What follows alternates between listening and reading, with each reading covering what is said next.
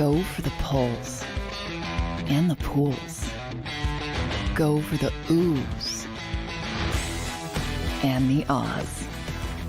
Go for the bubbles and the bubbly. Go for the story and the stories. Go for the win. Go to Ocean Casino Resort. Book your trip at theoceanac.com.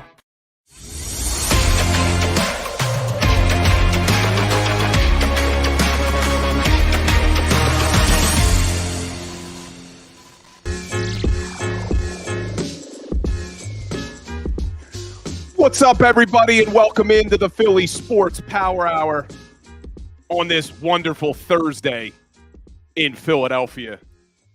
Another big win for the Philadelphia 76ers last night. Joel Embiid continues to dominate the NBA.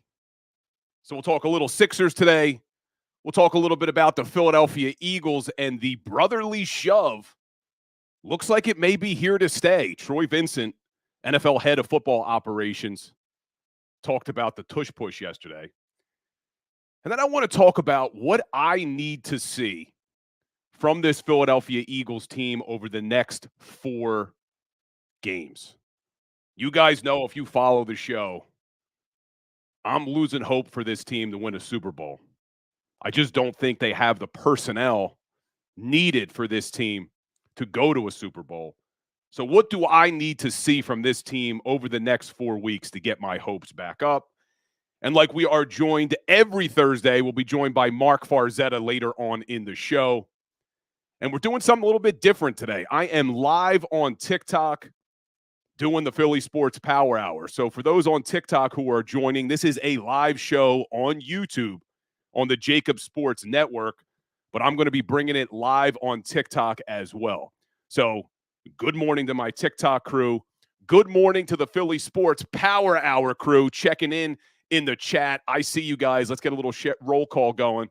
Give you some shout outs. Stephen Michael, Wine Niners Wine in the house. Bridget Tobin, good morning. William Stark, Jason A-Team, Adams Exploits. Barbara Carroll. Farzy is coming on. Barbara Carroll loves Farzy. He will be here. James Jones in the house. Go Sixers in the house. Twiz. A lot of people in here today. Love it.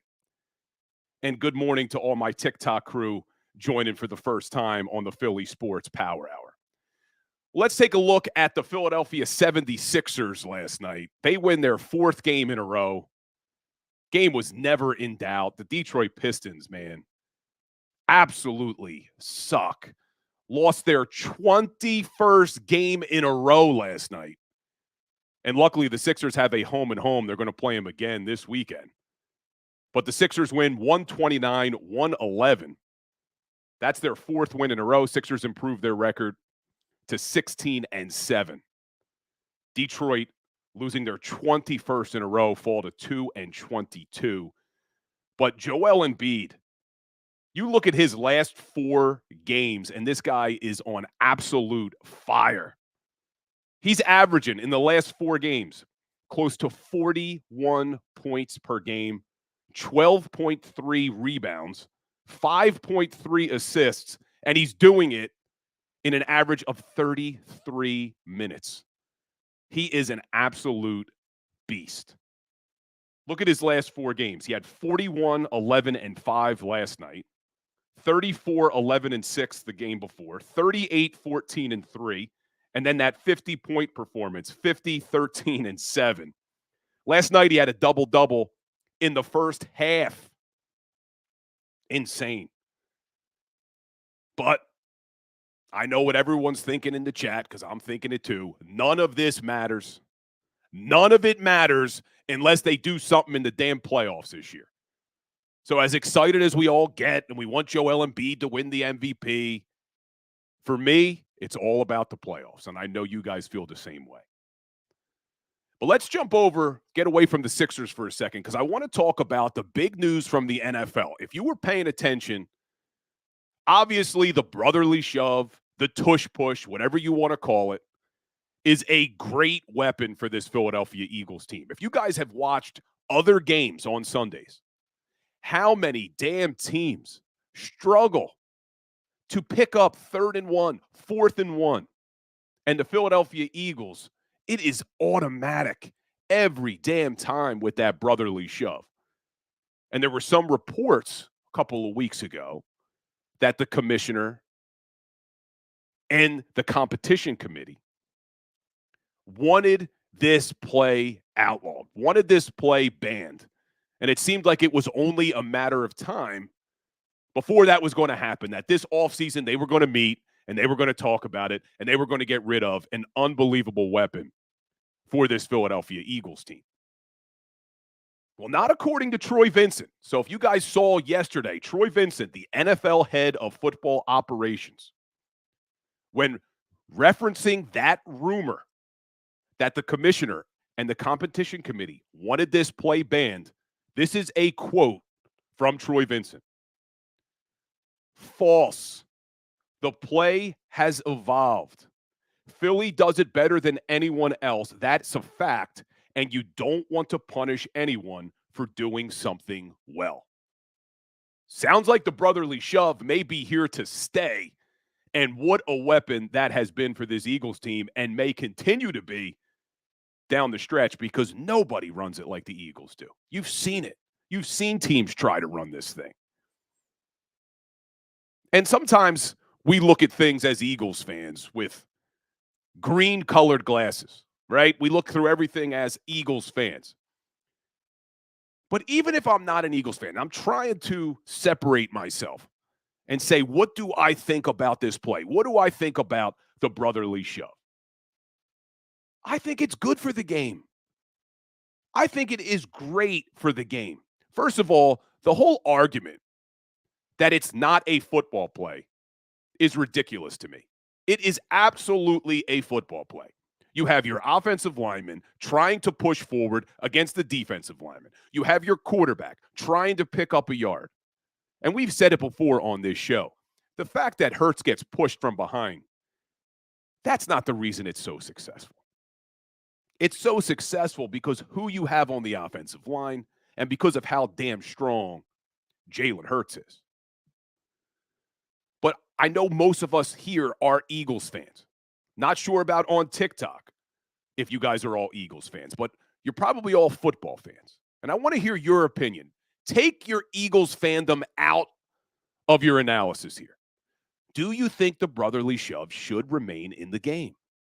Should it stay in the NFL? And when I talk about it being good for the league, think about all the publicity that this play has gotten the NFL. All of the chatter. What Troy Vincent said was on Fox News yesterday.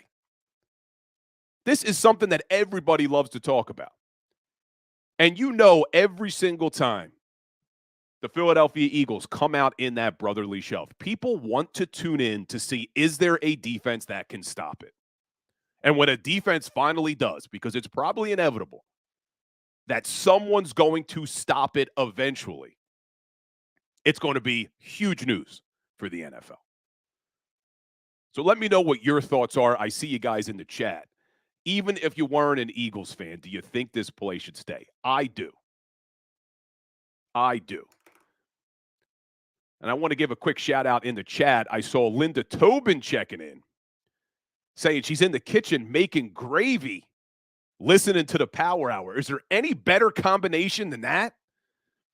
And for those non-Italians out there, when she says gravy, she's not making brown gravy. She's making what you would refer to as tomato sauce. But my paisans in the chat know what we mean when we say gravy. And I'm looking forward to eating that gravy because Linda Tobin is my future mother-in-law. So I get the benefit of eating that gravy she's making, getting a little lasagna this weekend from what I'm being told. Oh, boy, I see people are already arguing in the chat. Probably going to have to put a poll up on my Twitter for this one. Is it gravy or is it sauce? And I see Go Sixers saying it's sauce. Nathan Hoffman calling it sauce. Oh, boy, here we go. I need New Jersey Fishing Maniac to weigh in on this one. Kevin Savard saying his wife makes a killer lasagna with a white sauce. Interesting.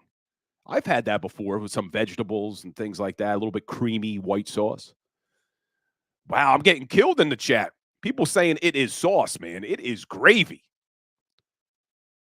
Go Sixers. Gravy goes on mashed potatoes. Oh, man, we could spend the whole show on this. So let me move on because we could spend an entire show. I'm going to ask Farzy when he comes on. We're going to ask Farzy, Mark Farzetta, his opinion. Is it gravy or is it sauce? And we'll see what Farzy says. And for those following along on TikTok, our live stream will end when Farzy comes on because I can't put him on the live TikTok. If you want to see Mark Farzetta on the Power Hour, get off of TikTok. Head over to YouTube, the JAKIB Sports Network. That's JAKIB. And check out the Philly Sports Power Hour. Let's talk about some other news with Troy Vincent. So in addition to talking about the brotherly shove, Troy Vincent also talked about a rule that I have hated forever in the NFL. And that's when an offensive player fumbles the ball out of the opposing team's end zone, that the ball goes to the opposing team. Defense gets the ball at the 20. I have hated that rule. And Troy Vincent said they're going to take a look at it in the offseason. I want them to get rid of that rule. I've hated that rule forever. I don't like if you fumble the ball at the 1-inch line and it goes out of bounds, it's your ball at the 1-inch line. If it goes another inch, it's the other team's ball at the 20. Just doesn't make sense to me. And if you fumble the ball at any other spot on the field and it goes out of bounds, it's still your ball. But yet if it goes out of the end zone, it's the other team's ball. I don't like it. So I think they got to figure something out. I'm even okay with if you fumble the ball out of the end zone, maybe you get some sort of penalty where it's still your ball, but you get it at like the 10 or the 5. But I don't think you should lose possession. So let me know if you're on TikTok, if you're in the chat, what do you think of that rule? Do you like the rule that if you fumble the ball out of the end zone, the other team gets it? Because for me, I hate it. Never liked that rule. So we'll see what people are saying. Jason A-Team likes the rule. And I see Minecraft Boy 1239 saying, ban the brotherly shove based on health and safety concerns. And it's interesting you say that, Minecraft, because Troy Vincent was also asked about that. And what he said is there's just not enough data on the play to substantiate the argument that there are greater risk of injury on the play. So as this play continues to get run and they get more data, they can take a look at that.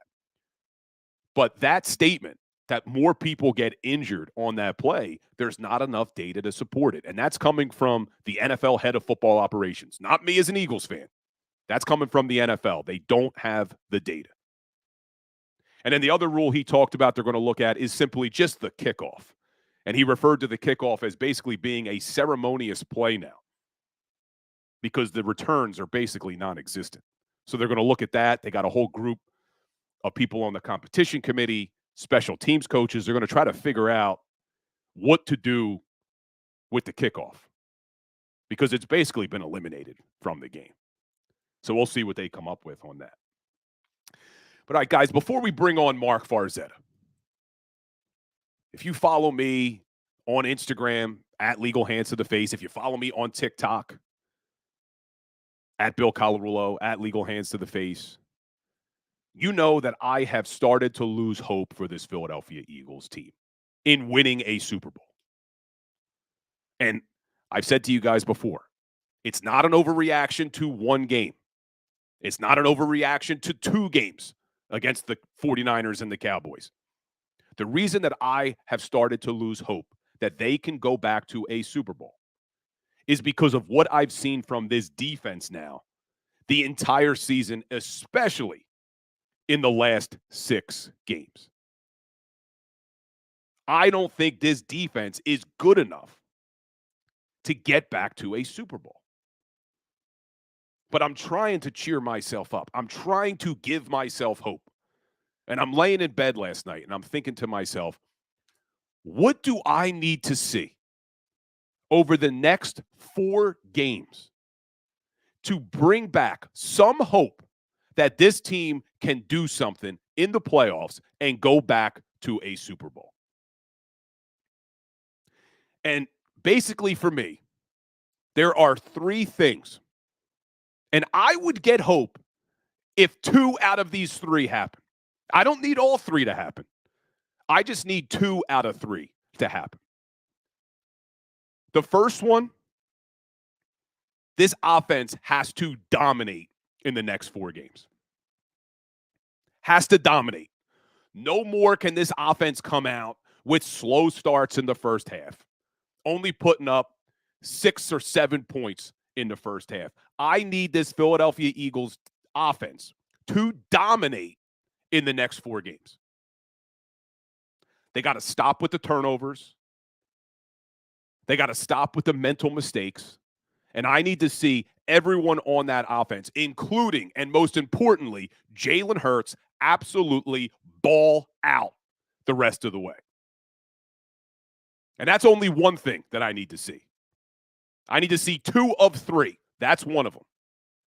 The second one, and quite possibly the most important one for me, is I need Shaq Leonard to show us that he is some semblance of what he was when he was an all-pro player in Indianapolis.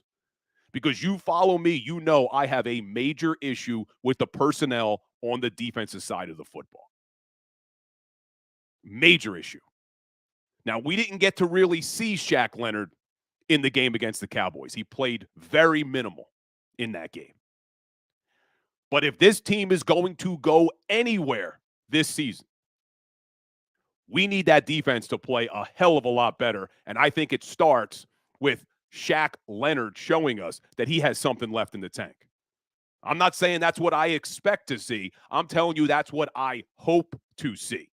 Because you look at this defense, 22nd in yards against, 28th in points against, 28th in passing yards against, 32nd on third down, 30th in the red zone, 20th in takeaways. And although they sit at number 6 in rushing yards against, you look at the last 6 games, and they're giving up over 150 yards a game. So that's the second thing I need to see. That defense and Shaq Leonard have to show me that they can play better. And then the third has nothing to do with the Philadelphia Eagles. The third is I need to see the San Francisco 49ers stumble down the stretch. They have to show me that they are human. Because what I've seen from the San Francisco 49ers since they lost 3 in a row without Trent Williams and Deebo Samuel is this team is head and shoulders above every other team in the NFL. And I need 2 out of those 3 to happen. I need the offense to dominate. I need Shaq Leonard to show he is some semblance of what he was as an all-pro linebacker and help fix that defense. And I need the San Francisco 49ers to start to stumble down the stretch and show me that they are human. If I can get 2 out of those 3, I'll have some hope again that maybe this team can go back to a Super Bowl. And let me know in the chat, if you guys are like me and you're starting to lose hope that this team is going to repeat as NFC champions, what do you need to see in the next 4 games to bring back some hope? And when we get back from the break, I'm going to ask Mark Farzetta, who's joining the show, what he needs to see over these next 4 games from the Philadelphia Eagles. So stay tuned, guys. Hit that like button. Hit that share button. We will be right back after the break with my man, Mark Farzetta. Go to get your game on. Go for the beers. Go for the cheers. Go for the hit and the hits. Go for the stakes and the stakes. Go to get your parlay on. Go to get your party on. Go for the scene. Go for the screens. Go for the gallery. Go for the win. Go to Ocean. Visit theoceanac.com to plan your visit. At Pond Lehocky, we've recovered billions of dollars for our clients, and we're confident we can do the same for you. With over 250 years of combined courtroom experience, we've helped over 100,000 injured clients obtain some of the largest settlements in Pennsylvania. One conversation is all it takes to help you and your family get back on track. If you've been injured in an accident, give Pond Lehocky a call. They're carving them up and good play calling along the way. First and goal at the 6.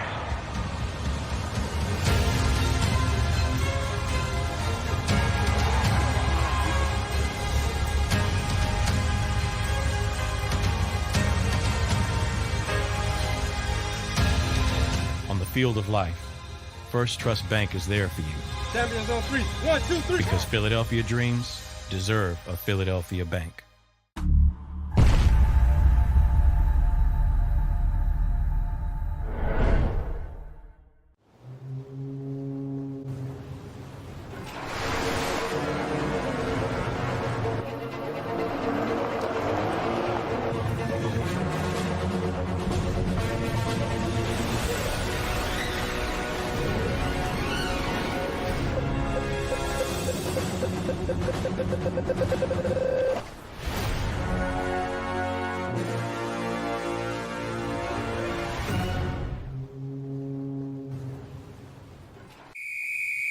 Underdog Fantasy has a way for you to play alongside your favorite football team all season long with their Fantasy Pick'em game. You pick between 2 to 5 players, select whether they'll go higher or lower on one of their stats, then do what you usually do on a Sunday, watch the games. You can win up to 20 times your money in a single game by going 5 for 5. It's a fantasy game, and the Sports Betting Show wants you to get involved. Go to UnderdogFantasy.com. When you sign up, use the promo code WIN, and Underdog will double your first deposit up to $100. That's UnderdogFantasy.com. Use the promo code WIN. Do you stream on a Roku, Fire Stick, Google TV, or Apple TV? Now you can watch 6ABC 24/7 with the 6ABC Philadelphia streaming app. And the big story on Action News? Search 6ABC Philadelphia and start streaming today. EAGLES. Eagles.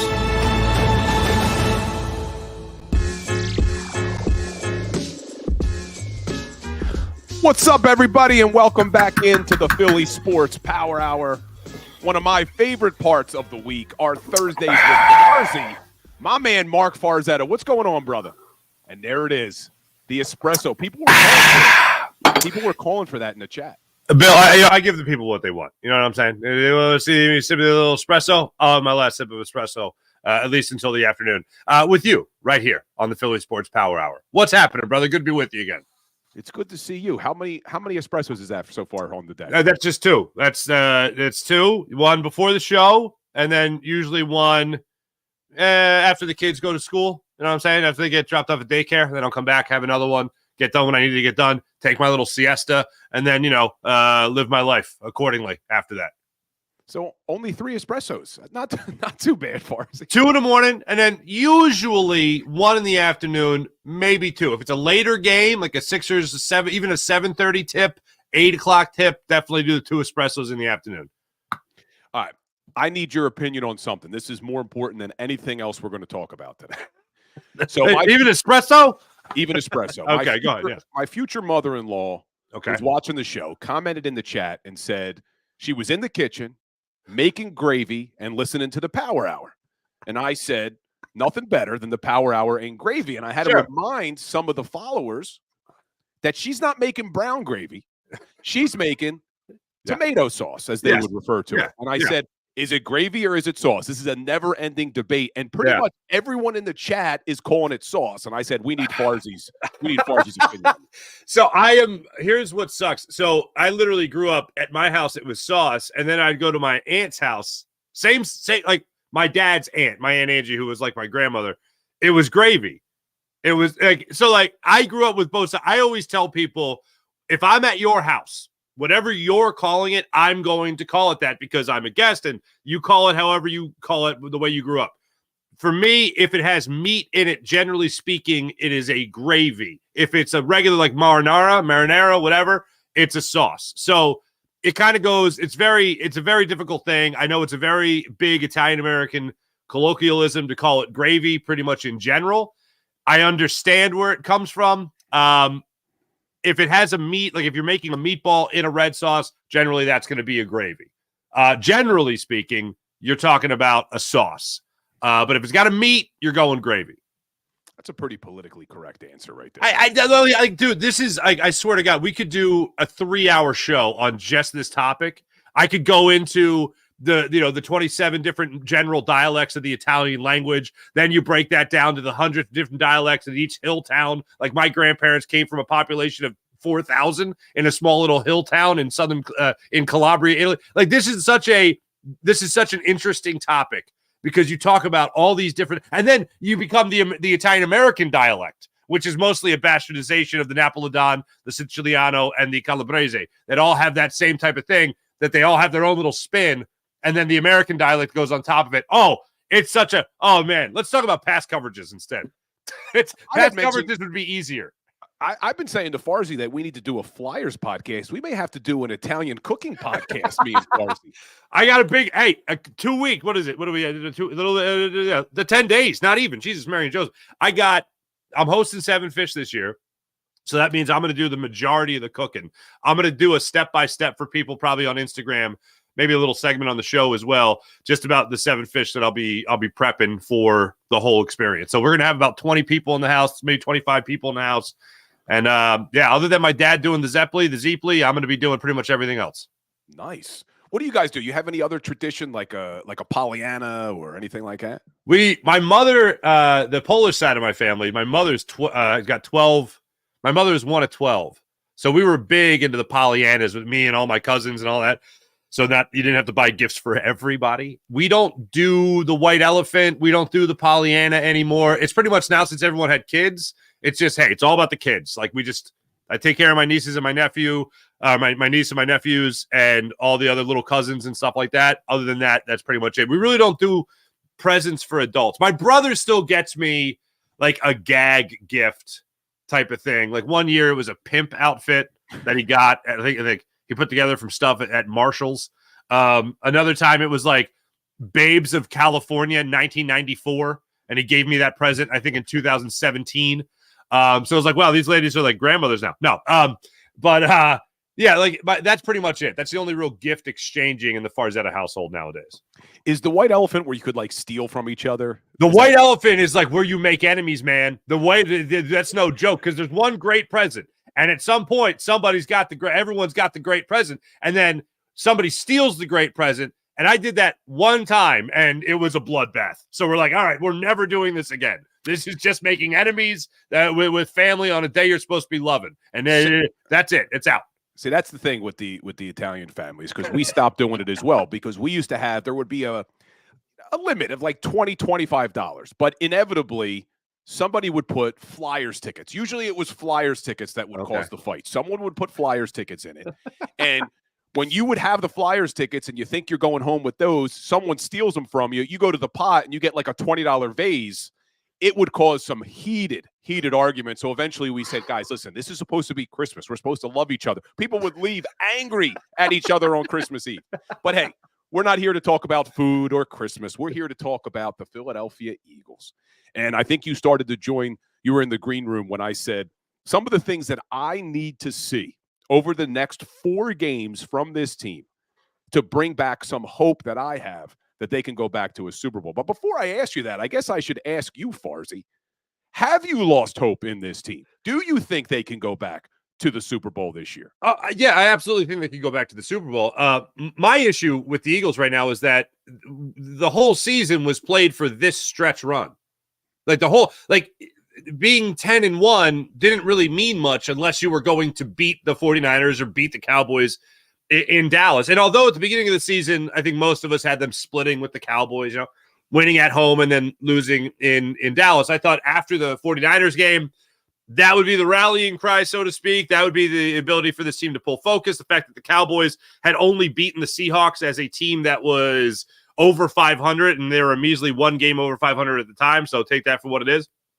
I thought this would be the game that the Eagles bounce back. That obviously didn't happen. Now, you could blame rest. You could blame the typical rut that any good team gets into throughout the course of a season. Like every team that won the Super Bowl wasn't 16-0 or 17-0 when they went to the playoffs. So for me, every team does hit that rut. The Eagles seem to be in that rut right now where they just can't do anything right, from game plan to play calling to execution. Nothing seems to be right. The only guy that's right is Jake Elliott. Everybody else seems like they're really and Braden Mann's ability to throw the football. Everybody else is pretty terrible right now, unfortunately. I still have hope, and I still have some semblance of confidence that they can still make it back to the Super Bowl, because here's the deal. Although they got blown out by the 49ers, it doesn't mean that they're going to get blown out by the 49ers or even lose to the 49ers in the playoffs. They might not even face the 49ers in the playoffs. You're in a position right now where you have a tough game coming up here against Seattle on the road. Then you're going to have, you're going to have a short turnaround. We're going to face a very familiar team in the Giants, a team you faced 3 times last year. You got them 2 more times on this schedule. And then you got a team against your former defensive coordinator in Jonathan Gannon and the Arizona Cardinals, wedged between those 2 Giants games. These are all winnable games for the Eagles. The Cowboys got 3 games on the road. 2 of them are against teams that, believe it or not, CBS Sports just put it out. The Bills are the 4th favorite contender to go to a Super Bowl. 4th. Eagles are 3rd on that list. Then you have the Cowboys and the 49ers. The Dolphins are 7th on that list, and the Dolphins are also another team that the Cowboys face. So aside from just playing road games, the Cowboys got tough road games on their schedule. The 49ers, I wouldn't be shocked if they went 4-0. I wouldn't be shocked if the Eagles went 4-0. I see the Eagles winning the NFC East, and then after that, as they always say, get into the tournament and anything can happen. So because of that, I feel like the Eagles still very much have a chance to not just win the NFC East, not just make it back to the NFC Championship game, but also make it back to a Super Bowl. I still have confidence in that happening. Farzy, I do appreciate the positivity, and I do appreciate you saying that a lot of teams who have gone to a Super Bowl, pretty much every team outside of the New England Patriots and the 72 Dolphins, had lost a game before getting to a Super Bowl.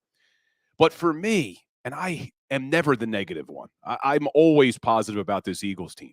But for me, it's not just a 2-game rut. It's not just the past few games. It has been the entire season that you have seen this Eagles defense struggle. They now sit 22nd in yards against, 28th in points against, 28th in passing yards against, 32nd in third down defense, 30th in red zone defense. And the one thing we always hung our hat on was they're good against the run. Well, the last 4 games, they've been getting dominated in the running game. So for me, I'm not sure this is just a rut. Isn't this just who this team is as far as a defense goes? It certainly seems like it. And even if they allow a team to run up points in the first half, the second half adjustments haven't been there. And that's what has been astounding about the most recent run that the Eagles have been on. I'll call it a crawl instead. The most recent crawl the Eagles have been on, because Sean Desai hasn't had those tricks up his sleeves in the second half of games to shut down guys like CeeDee Lamb, the way he did, Cooper Kupp in their meeting against the Rams, the way they were able to shut down other offenses in the second half of games. It has just been a steady onslaught for the last 2 games. A lot of their numbers were given up, with the exceptions against the Bills and both games against the Commanders. A lot of the numbers were given up in the first half. In the second half, they kind of shut the door. The offense took control of the ball, owned time of possession, and then the Eagles were able to ride that to a victory. You haven't seen that this year. Over the last 2 games. You have seen them just get dominated both sides of the football for 4 quarters, with the one exception, Bill, being the first quarter against the 49ers, where the Eagles drove into the red zone twice, using 24 plays over the course of 2 drives, and had to settle for field goals both times. Other than that first quarter, it has been 7 quarters of dreck if you're an Eagles fan. You haven't seen those adjustments to help you kind of carry this team the rest of the way. And yes, this defense has been terrible for all those quarters. So we have 4 games left, as you pointed out. What do you want to see? Obviously, we want to see them win, but a little bit deeper than that. What do you want to see over the next 4 games from this Philadelphia Eagles team on both sides of the football?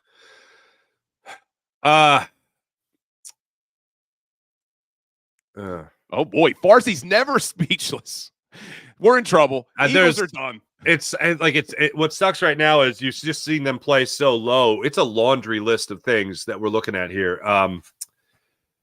The first thing is, offensively, I want to see them establish the run. And it's something we talk about every single pregame show, establishing that run, trusting the offensive line. After that, I need to see Jalen Hurts incorporate more of his weapons in this offense. And Brian Johnson and Nick Sirianni have a huge piece of that pie as well. I'm still scratching my head, and I'm not even kidding you, twice this week, I have seen, and you know this was a big sticking point for me in the postgame show. It was a big sticking point for me to look at the stat sheet, and twice this week I have looked at the stat sheet again just to make sure I wasn't crazy, that only 3 receivers were targeted by Jalen Hurts throughout the entire game.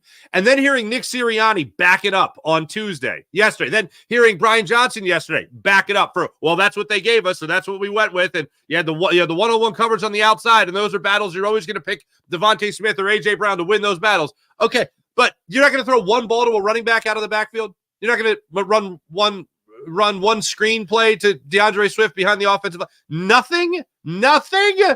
Like, we talk about the offense being diverse by incorporating the run game. You can also be diverse by incorporating other targets. And hearing them defend it all week is just mind-numbing.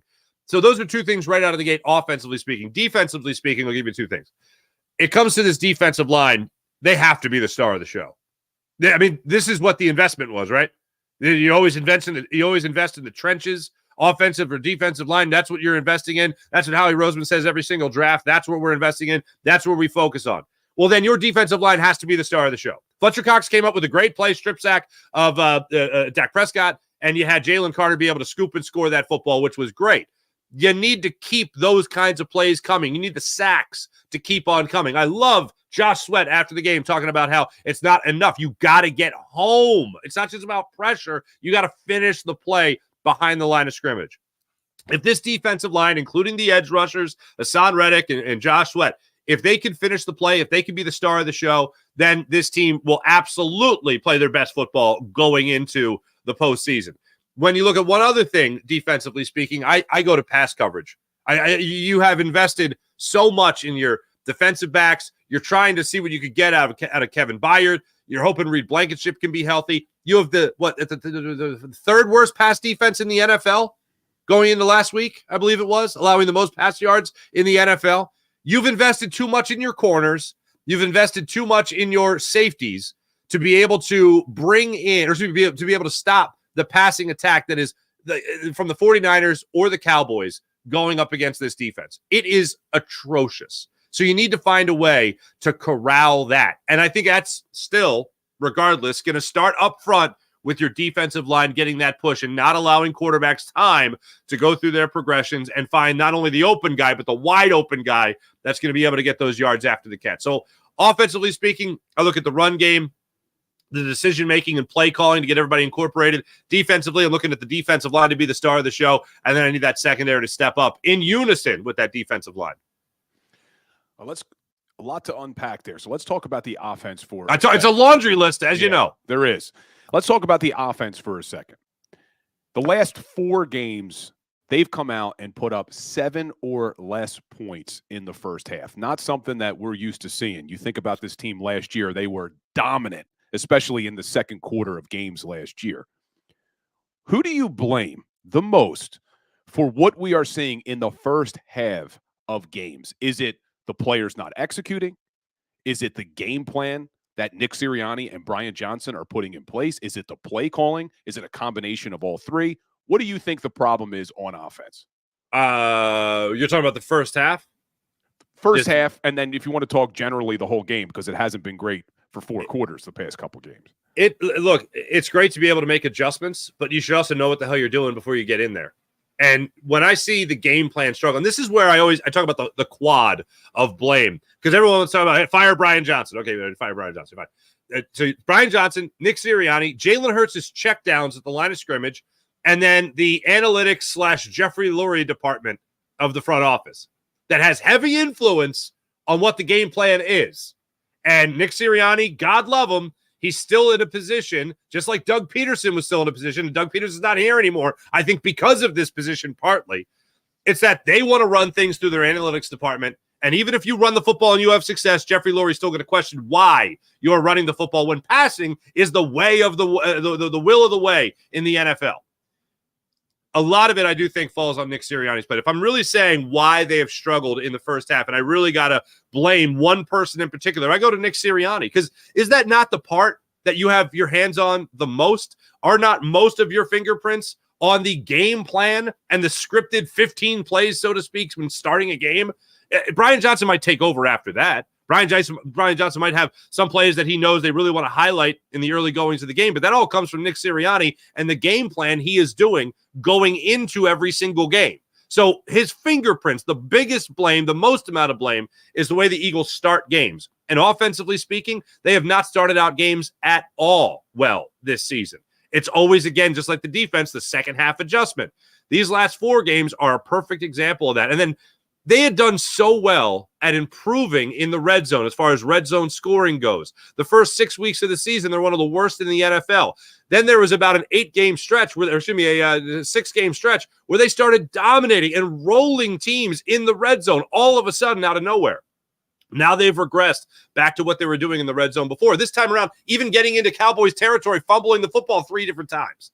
So for me, I think that's a huge factor going into this game. The way they start is a lot on Nick Sirianni. The way they finish, I think that comes out a lot down to Brian Johnson and execution and going through progressions if you're Jalen Hurts. So there's a lot that has to get right. But as far as starting the games out, to answer your question, the guy I'm looking at the most is Nick Sirianni. Yeah, I don't disagree with you on that one. They also got to do a better job of not committing turnovers, especially you look at that Dallas Cowboys game. They were driving on that first drive, and then mental error by A.J. Brown getting the offensive pass interference called against him. They would have had the ball at the 2-yard line but for that penalty. And then the next play, Jalen Hurts fumbles. But I want to just highlight in the chat, we got over 4 decades in Eagles fans saying the RPO was Jalen's mastery. After $250 million contract, the Eagles want to protect Hurts, so they scrapped the RPO. Well, over 4 decades, I don't know if you were here yesterday, and I don't know if Farzi had the benefit of seeing it. I posted it on my social media channels. I went back and pulled all of the data on the RPOs for the last 3 seasons. So listen to this, Farzi. In 2021, they ran the RPO over 15 games, because that's what Hurts played, 154 times. They averaged 7.65 yards per RPO play. 2022, again in 15 games, ran it 148 times. They averaged 7.81 per RPO play. So far this season, 86 RPOs, which would be 99 over a 15-game span. So 50 times less. But this is what I thought was crazy. Average yards per RPO play, 4.85. A drastic drop-off. Wow. So I asked the question yesterday. It's the chicken and the egg argument. Mm-hmm. Is it not as successful because they're not calling it as much? Or are they not calling it as much because it's not as successful? That's a great question. I feel like since the beginning of the season, they've tried to get away from the RPO. So I don't think it's a matter of, it's not working, let's not do it. It's a similar thing where I'm sure you've seen the numbers by now about how good the Eagles have been in the screen game, yet we never see the screen, how good the Eagles are when they run slants with A.J. Brown, and they never run the slant anymore with A.J. Brown. It's similar to that in that I do think they're trying to protect Jalen Hurts. So I think the egg comes before the chicken in this part. I think the Eagles started out the season with the intent to not use the RPO. And when they break it out, it's almost uncomfortable. You've heard me talk about the mesh point between Jalen Hurts and his running back, whether it's Kenny Gainwell, whoever it might be, or DeAndre Swift. That mesh point is just off. It's uncomfortable to watch. It's cringeworthy when you see Jalen Hurts out there with the football in the gut of a running back, and at the last second he tries to fumble or tries to bring it in, and they end up fumbling. It's happened 3 or 4 different times where they've at least just had a miscommunication on that mesh point. I don't know if there's a rhythm that's off because they don't do it enough anymore, but I have a hard time believing that Jalen Hurts can have so much success with the RPO in the first 2 years of his career as a starter, and then all of a sudden that's gone away because Jalen Hurts can't do it anymore or can't figure out the mesh point. Well, that's just a lack of familiarity you have with your running back at that point. If I'm the Eagles, if I'm Brian Johnson, I'm incorporating that. You can't in one breath say we're not going to run the RPO because we want to protect Jalen Hurts, and then another say we want to embrace the uniqueness of his game, and he's running all over the field, especially in the first possession of the game where you're scripting plays against the Cowboys. You can't have it both ways. You're either protecting them or you're not protecting them. So for me, I would get that incorporated again. I would use it again. I would make sure Jalen Hurts gets comfortable with it again, and then I would just exploit the hell out of defenses trying to judge whether or not Jalen Hurts was going to keep it or throw it. And some people have said, well, they're trying to keep Jalen Hurts healthy or Jalen Hurts was hurt, and you just mentioned it. They're calling designed run plays. Exactly. Where there's no option that he can even give it to somebody else or throw it. He has to run the football. So that argument for me, out the window, man. Absolutely. And by the way, I see somebody in the chat referencing Nick Foles getting hit by Suggs in the preseason. That was actually Sam Bradford, if you remember that play. And Suggs said after the game, hey, I know Bradford's not running, so I'm going to hit him. But, if you want to continue to run that play where he could run it, I'm going to hit him. And that's why I think some other teams, that's where I think you started to see the RPO started to go away a little bit. Unfortunately, in the Eagles' case, they won a Super Bowl with it because Nick Foles, oddly enough, could run the hell out of RPOs. And you have a guy in Jalen Hurts that can also do the same thing if he is given the opportunity to do so. Always love when we can get a Sammy Sleeves reference on the show. Oh, my goodness gracious. Oh, what a time. So we're talking about the offense. Let's jump over to the defense for a second. I gave you the numbers about where they sit statistically in the NFL, pretty much near the bottom or in last in almost every meaningful category. And things have been really bad over the last couple of weeks. Who do you blame for what we're seeing on the defense? Is it the personnel? Is it the players not executing? Or is it Sean Desai as your defensive coordinator? Yes, I think this is where you and I disagree. I know, are you still on the talent? You still say talent? Yeah, I'm all about that, man. I think it's the personnel. I don't think they're good enough. I think you could have the greatest defensive coach on the planet calling our defenses, and I don't think it would matter with who you have back on the back seven. So I look at the experience you have in Bradbury and Slay, and their numbers have been good the last two games, more so James Bradbury.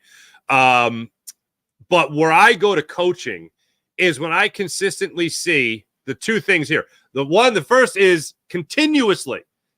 Josh Sweat's a pretty good football player, I think. When I continuously see him cut on the inside of those blocks, and then the second thing is Seth Joyner jumps up out of his chair saying, why the hell is he doing that? He's a good football player. He's not being coached right. Hassan Reddick not being the handcuffs taken off him and go all out towards the quarterback. I'm not seeing that as much as I should. I see a guy like Zach Cunningham, who I think is a good football player, out of position constantly with Sean Desai as his defensive coordinator. They're not built to be Pro Bowlers. I'm not saying that. I'm saying that the coaching could be a lot better to put these players in a much better position to be able to make a play. You now have an all-pro safety back there in Kevin Byard. You have hopefully a healthy guy who's leading the NFL somehow in safety votes for the Pro Bowl in Reed Blankenship. You get these guys out there, you put them in the right position, they're going to make a play for you. The coaching, the lack of adjustments now in the second half, that is my number two. I never looked at this defense, especially the linebacking core, and said, oh my God, they're going to be amazing this season. I just expected them to be serviceable. And Zach Cunningham, fortunately, has exceeded most of our expectations.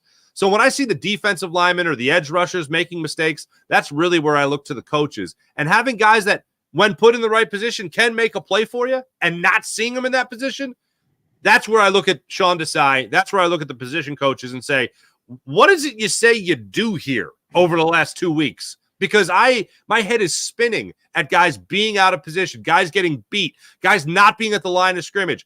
A perfect example, the 4th and 2 against the Cowboys in the first quarter. Sean Desai got asked about this yesterday. The 4th and 2 in the first quarter, he has two safeties drop back deep in shell coverage on a 4th and 2. What is happening? What planet are we on? You know what they're doing, and they did it. They got the 2 yards. They weren't going for a 30-yard bomb. That's the Eagles. On a 3rd and 4, they're throwing up the sideline to A.J. Brown. On a 3rd and 5, they're throwing up the other sideline to A.J. Brown on the throw that hit him in the crotch, and he wasn't ready for it for whatever reason. Devontae Smith open in the corner of the end zone and just a little overthrown on 3rd down. And we consistently see plays like that where they go for those big splash plays offensively when what it really ends up looking like is a panic button being hit by the coaches and the play calling. So for me, I go offensively and defensively. I look a lot more at coaching than I do at the talent necessarily on this team. And Dan Orlovsky did a really nice job on NFL Live or one of those shows he's on, breaking down the Eagles' offense, especially in the passing game, on early downs, being too greedy, trying to go for too deep of plays. Forcing it, instead of taking what the defense gives you. So, well, look, you mentioned Seth Joyner jumping out of his chair. I had Mike Missinelli on my other show, Legal Hands to the Face, on Monday night, and I said, man, we need a camera in the damn green room for Seth Joyner watching these games because he is He's more aggressive, I think, in the green room than he is on the postgame show, which is saying a lot, man. But this is my favorite thing. I have a tissue. He's got his napkin, usually on his nice shirt, and then he'll see like Josh Sweat. We'll use the Josh Sweat example again. Goes to the inside. He'll be like, "Why every time?" And he gets up and he goes into one of these. He's like, "Every time cuts on the inside. You got to cut on the outside. You see that run coming around? You got to get on the outside." And he goes through that, and I'm just sitting there. Seth Joyner's just it's gold, man. Seth Joyner's coaching me. If I had any athletic ability, I'd be out there making plays. I got Seth Joyner coaching me in here. It is absolute gold, man. It really is.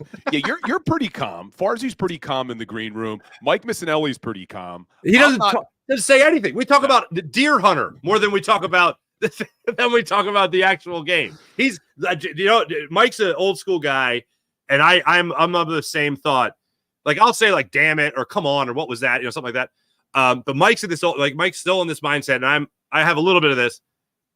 You don't do the show. Literally, you don't do the show in the green room because then you think you said something when you get on set, and then the show's over, and you're like, oh wait, I didn't say. Oh, I said it because I said it in the green room. That kind of thing. But yeah, there could be a camera in there, and they'd at least get some good coaching from Seth Joyner.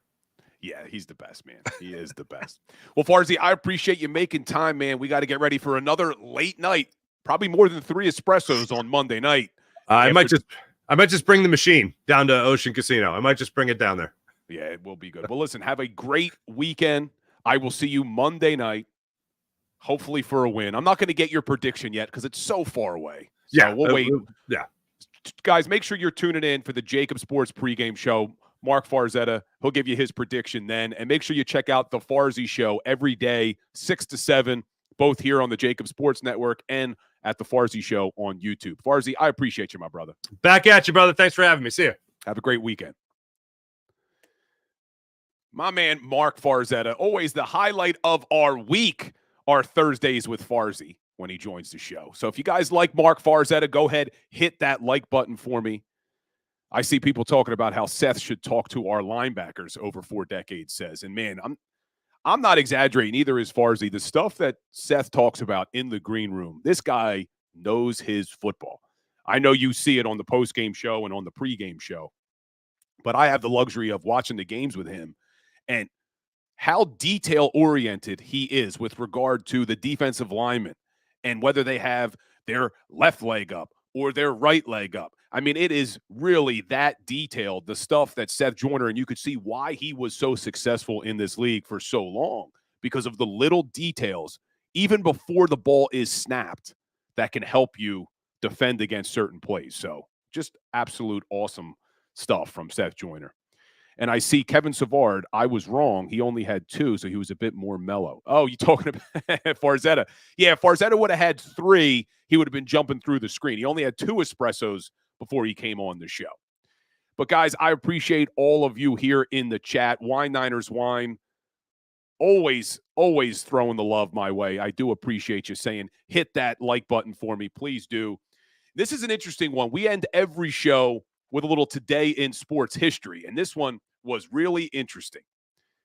December 14th, 1930, the New York Giants played in a charity game. It was around the time of the Great Depression, and they were trying to, their mayor at the time, Jimmy Walker, was trying to raise money for the unemployed. So on December 14th, 1930, the New York Giants played in a charity game. Does anybody know who the opponent was that they played? Because this one was interesting. The New York Giants played Notre Dame. A professional football team played against a college team in a charity game. Barbara Carroll getting it right. There she is, Notre Dame. So it had me thinking, if that was to happen today, is there any college football team that could play against a professional football team? And the easiest one to look at would be, okay, let's take the worst team in the NFL, the Carolina Panthers, and let's put them up against probably the best team in college football, Michigan. And what would happen? And I'm going to tell you right now what would happen. The Carolina Panthers would dominate that football game. Absolutely dominate it. A college football team could not play against a professional football team in today's world. It's crazy that it happened December 14th, 1930. New York Giants beat Notre Dame 22-0 in that charity game. But I thought that was interesting. But curious about you guys, your opinion in the chat. Do you think there would be any chance a college football team could beat an NFL team? And I see people already debating in the chat about who the best college football team is, whether it's Georgia or Alabama or Michigan. But any of those teams would get absolutely destroyed by any professional football team, no matter how bad the professional football team is. That's how good these pro football players are, guys. And it seems like everybody's agreeing with me on that one. But this hour flew by. We will be back here tomorrow, 10 o'clock, for our Football Friday. We'll take a look around all of the NFL because luckily on Sunday, we get to sit back, relax, and watch all the games because the Eagles don't play until Monday night. So we'll take a look tomorrow on our Football Friday.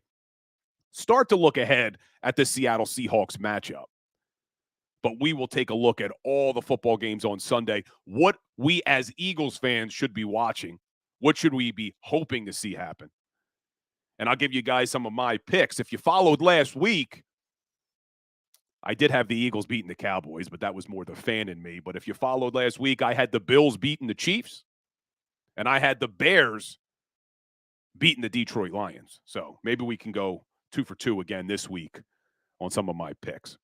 Appreciate everybody. Hit that like button for me. Hit that share button for me. Make sure you're following at Legal Hands to the Face on Instagram. Make sure you're following at Bill Colarulo on Twitter. And I will see all of you guys tomorrow, 10 o'clock. And as always, go Birds. Go for the polls and the pools. Go for the oohs and the ahs. Go for the bubbles and the bubbly. Go for the story and the stories.